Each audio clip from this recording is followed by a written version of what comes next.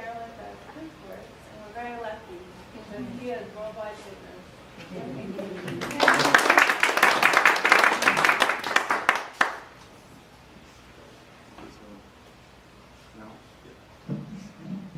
Working? Yeah, okay.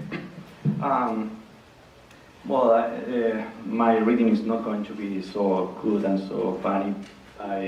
Actually, it's going to be boring, I promise you. The good thing is that I'm not going to read one of my novels. And this particular article was published in South America in 2002. I have written and published around 400 of pieces like this, but I selected this because I think it was the beginning of a moment that we are living in the world, actually.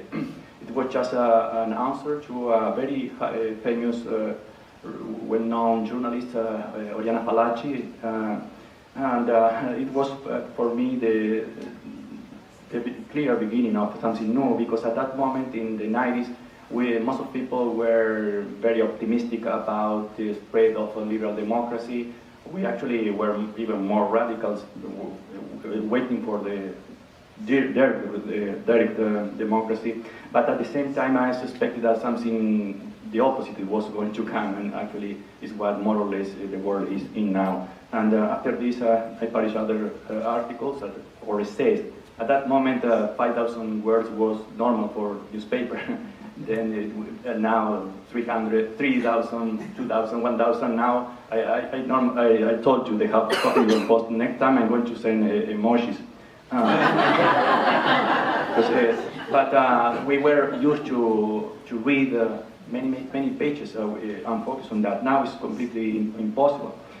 This article is titled, or it's The Slow Suicide of the West, and again, we have to put ourselves in the year 2002. It was published in Spanish and other languages. In the English version, it was published in Monthly Review of New York. And so I mutilated dramatically today. I hope the idea is still there, because it was too long.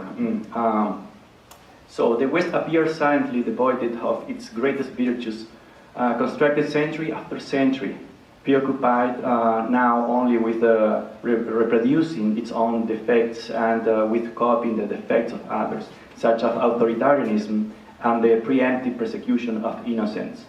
Virtues like tolerance and self-criticism have never been a weakness, as some now pretend, but quite the opposite. It was because of them that progress, both ethical and material, were possible. Both the greatest hope and the greatest danger for the West can be found in its own heart.